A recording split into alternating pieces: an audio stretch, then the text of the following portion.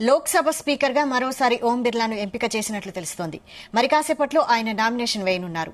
పార్లమెంటులోని ప్రధాని మోడీ ఛాంబర్లో కేంద్ర మంత్రులు, కీలక నేతలతో సమావేశం జరిగింది. ఈ సమావేశానికి ఓం బిర్లా కూడా వచ్చారు. దాంతో స్పీకర్ గా ఓం బిర్లా పేరు ఖరారైనట్లు సమాచారం. ఈసారి డిప్యూటీ స్పీకర్ పదవిని కాంగ్రెస్ కు ఇవ్వనున్నట్లు తెలుస్తోంది.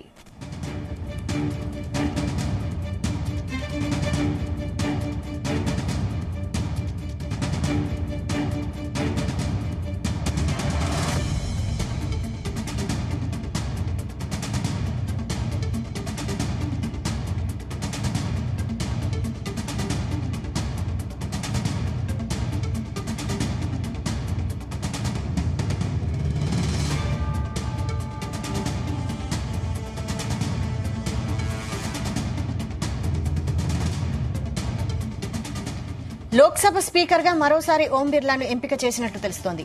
మరి కాసేపట్లో ఆయన నామినేషన్ వేయనున్నారు. పార్లమెంటులోని ప్రధాని మోదీ ఛాంబర్లో కేంద్ర మంత్రులు, కీలక నేతలతో సమావేశం జరిగింది. ఈ సమావేశానికి ఓం బిర్లా కూడా వచ్చారు. దాంతో స్పీకర్ గా ఓం బిర్లా పేరు ఖరారైనట్లు సమాచారం. ఈసారి డిప్యూటీ స్పీకర్ పదవిని కాంగ్రెస్ కు ఇవ్వనున్నట్లు తెలుస్తోంది.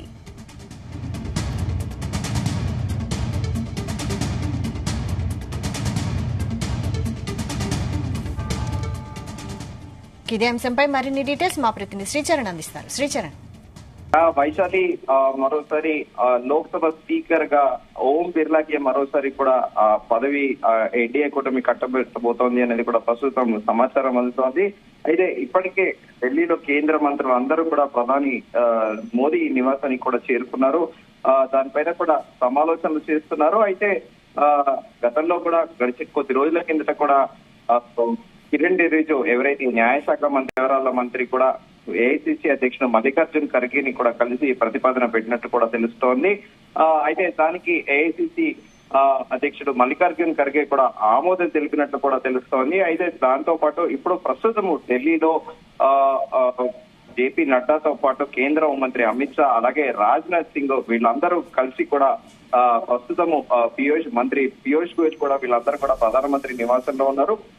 మరికొద్దిసేపట్లో కూడా ఒక అఫీషియల్ గా అధికారికంగా కూడా ఒక ప్రకటన చేయబోతున్నారు. ఓం బిర్లా అనే స్పీకర్ గా కూడా, అలాగే దాంతో పాటు ఈ డిప్యూటీ స్పీకర్ గత ప్రభుత్వంలో ప్యానెల్ స్పీకర్ ని నియమించారు, కానీ డిప్యూటీ స్పీకర్ అనేది నియమించలేదు. 2019లో రెండోసారి మోదీ ప్రభుత్వం అధికారంలో వచ్చిన విషయం తెలిసిందే. అయితే ఆ టైంలో ప్యానెల్ స్పీకర్లకు మాత్రమే పెట్టారు. ఆంధ్రప్రదేశ్ నుంచి కూడా వైసీపీకి చెందిన ఎంపీ మిథున్ రెడ్డి కూడా పలుసార్లు కూడా ప్యానెల్ స్పీకర్ గా కూడా వ్యవహరించారు లోక్సభలో. కానీ ఈసారి డిప్యూటీ స్పీకర్ పదవి కూడా నియమించబోతున్నారు. అయితే ఈసారి ఢిల్లీ పెద్దలు కూడా ఆలోచిస్తున్నారు. డిప్యూటీ స్పీకర్ పదవి ఈసారి అపోజిషన్ ఇండియా కూటమి అలయన్స్ లోని పార్టీకి కానీ లేకపోతే కాంగ్రెస్ పార్టీకి ఇచ్చే ఆలోచనలు కూడా ఉన్నట్టు తెలుస్తోంది. అయితే దీనిపైన మనకి పూర్తి స్థాయి క్లారిటీ మరి కాసేపట్లో రానుంది వైశాలి.